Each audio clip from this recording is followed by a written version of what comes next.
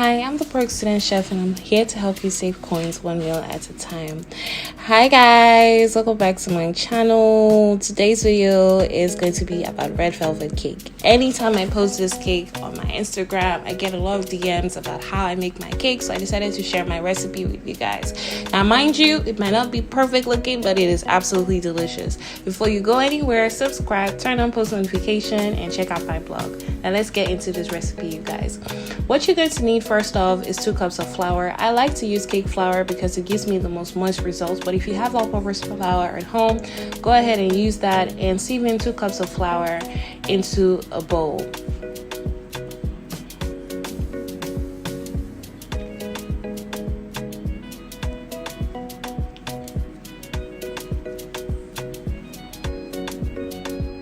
Now, the next thing you're going to need to do is add in half a pack of baking powder. I don't really know what the measurements are, but when I get these packs, I just use half to create my cakes. And then you're also going to need a tablespoon of baking soda. This is to ensure that your cake rises properly, and 1 teaspoon of salt.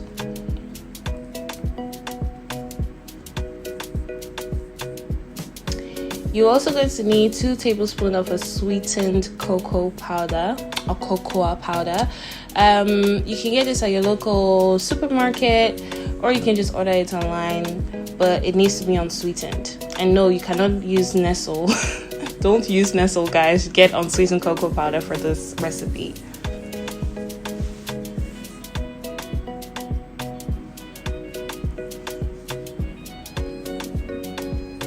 Now you're going to go ahead and mix that all together and set it aside. Make sure you incorporate the cocoa powder very well with the rest of the dry ingredients.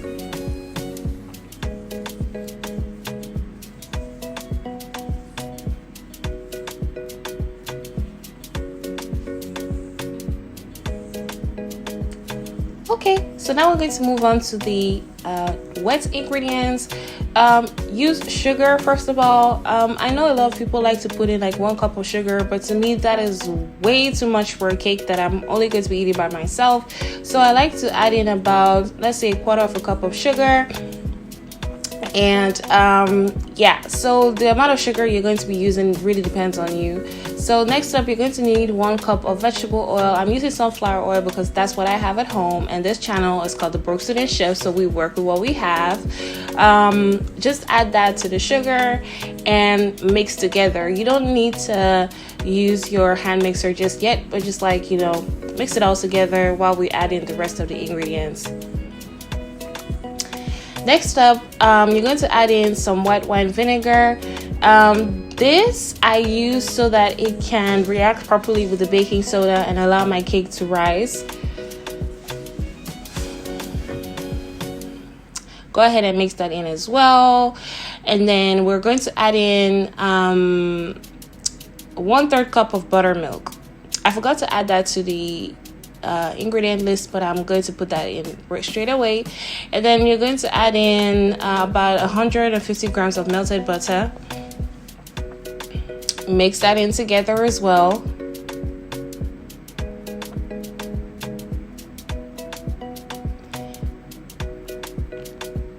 Oh, and quick one about the buttermilk, guys. You do not use regular milk. You really need buttermilk for red velvet cake. So in Dutch we call it garnelmelk. It's usually found in the refrigerators of the supermarket, but just use buttermilk. So next on, you're going to need 2 eggs. Make sure whatever ingredients you're using at room temperature, and then also add in some vanilla extracts and red food coloring. I like to use this gel paste from Sugar. Is it Sugar Flare? Yeah, Sugar Flare.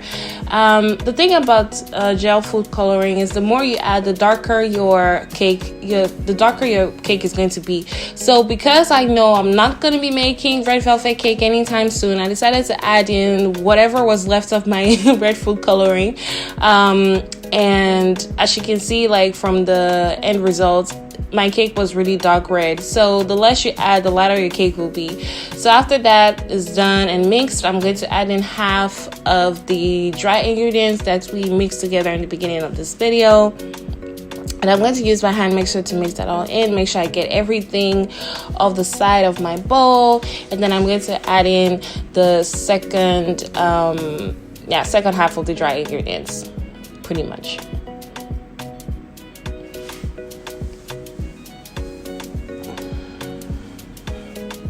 Okay, so now I'm going to take a greased cake mold with parchment paper in there, and I'm going to just add the batter that I created.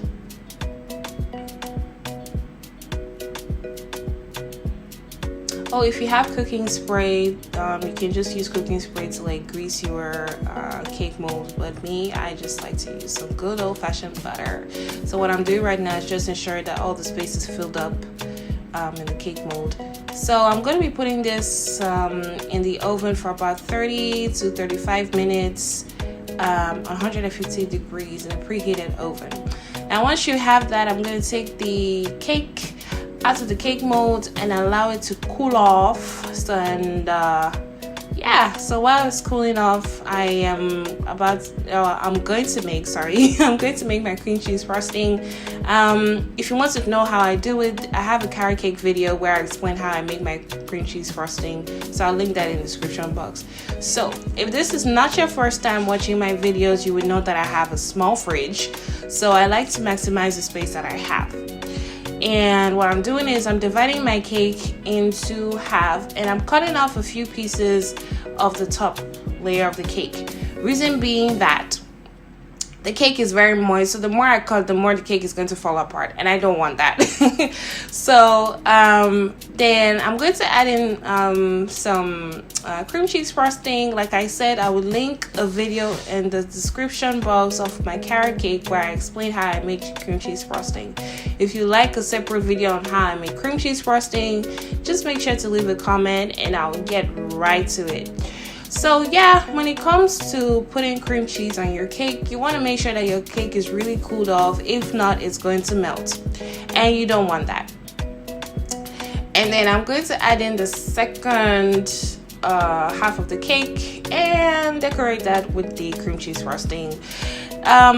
If you're more used to baking than I am, good for you, but me, I don't really care about how my cake looks. It has to be delicious, and if it's delicious, I don't care how it looks. So anyways, I'm going to add some crumbs of the cake that I just made to the top. I just do that because I don't like to waste anything when I cook. So yeah, I'm going to put that in the fridge. I left it overnight actually, but you can leave it for about an hour or two, and this is what you should have at the end of your baking process. So thanks you guys for watching this video, and I'll see y'all in my next one. Bye.